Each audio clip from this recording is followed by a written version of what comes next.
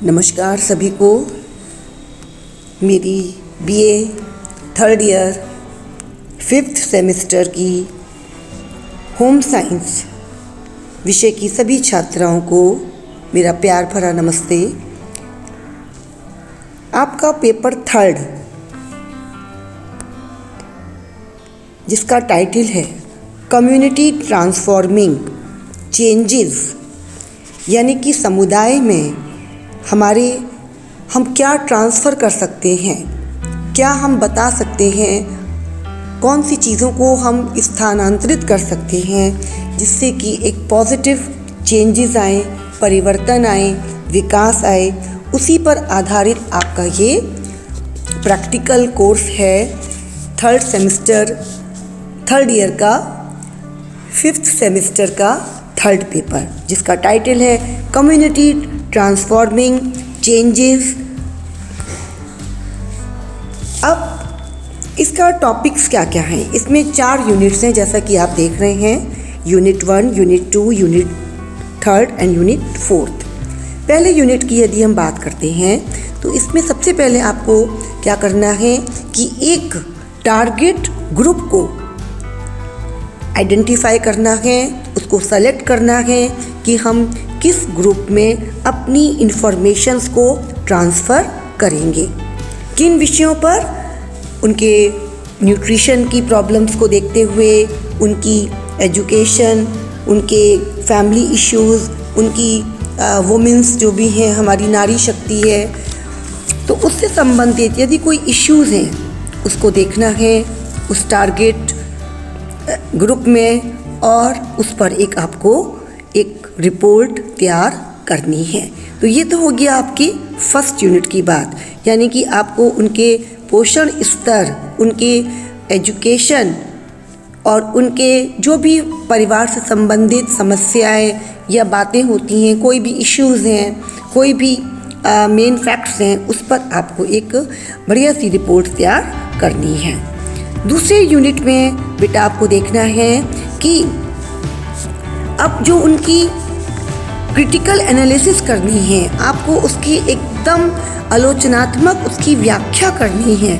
किसकी व्याख्या करनी है कि जो भी आपके पास की कम्युनिटी है, यानी कि जो भी आपका एक टारगेट ग्रुप है जिसको आपने सेलेक्ट किया है परिवर्तन लाने के लिए, विकास करने के लिए, उसमें जो भी माताएं हैं, बच्चे हैं, उनके वेलफेयर प्रोग्राम्स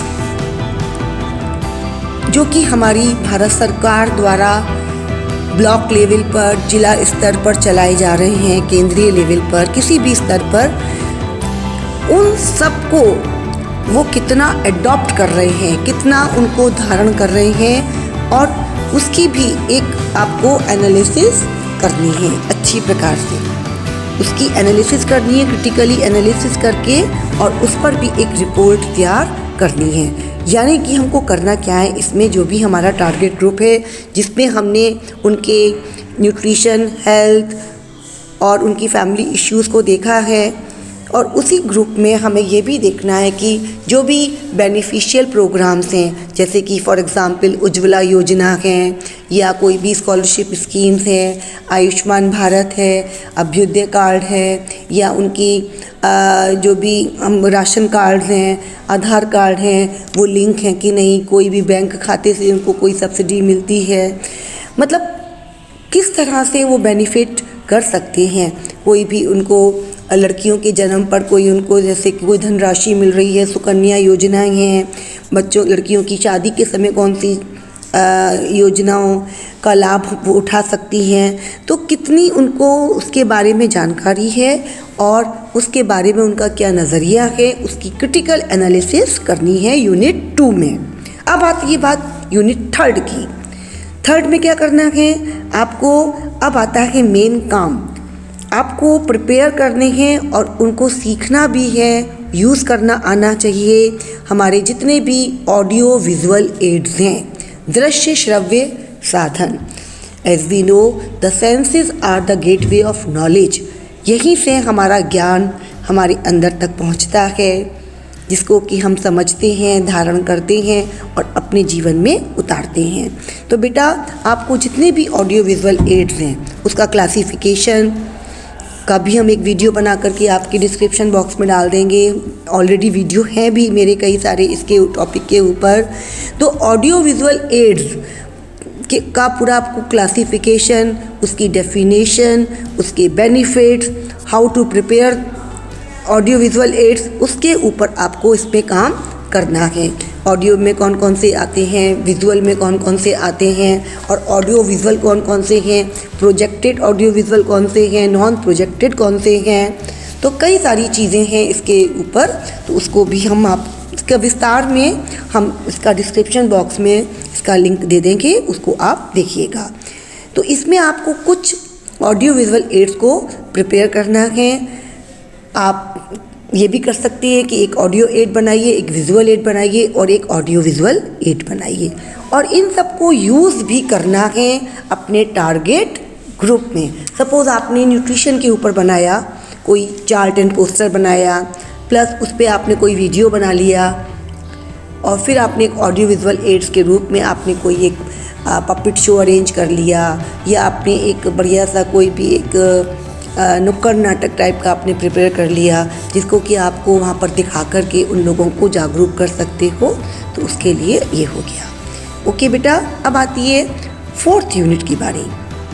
4th यूनिट में आपको क्या करना है कि जो भी उनके कंटेम्प्रेरी इश्यूज़ हैं, कंटेम्प्रेरी इश्यूज़ मतलब जो उस वातावरण में जो अभी भी ऐसी चीज़ें हैं जो अभी भी एज इट इज़ हैं, उसमें कोई भी चेंजेस नहीं आ रहे हैं, अपनी सोच हम नहीं बदल रहे हैं, चाहे लड़कियों की शिक्षा के लिए, चाहे बच्चों के स्वास्थ्य के लिए या उनके पोषण संबंधी आदतों के लिए, और तो उसके प्रति उनको अवेयर करना है कि what is and what ought to be, क्या है और क्या हो सकता है।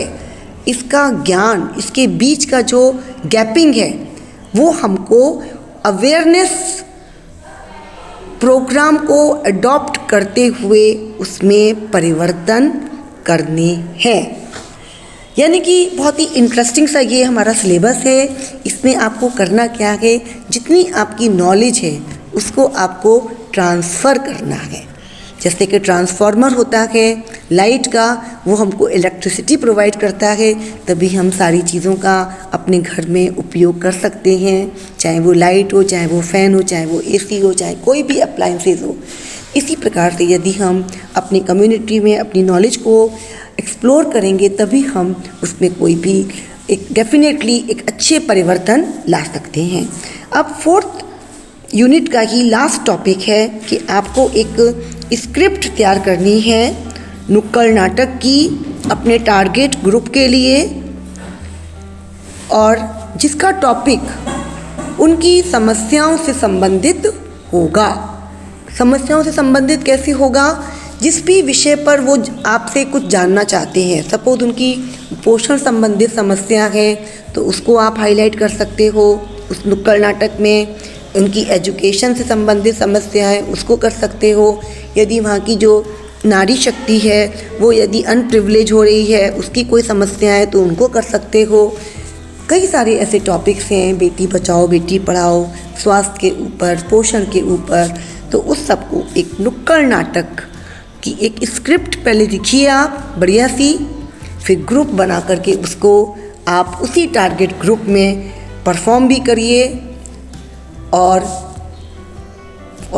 उसका जो बेनिफिट है, उसका जो लाभ है वो हमारे टारगेट ग्रुप को अवश्य मिलेगा, और जिससे कि वो बहुत ही लाभान्वित होंगे कि हमारे बच्चों ने, हमारे कॉलेज की छात्राओं ने हमारे लिए कितना अपना समय का, अपने ज्ञान का हमको योगदान दिया, जिसके लिए हम बहुत उनके आभारी हैं। तो बेटा ये है आपके 5th सेमेस्टर के प्रैक्टिकल का सिलेबस।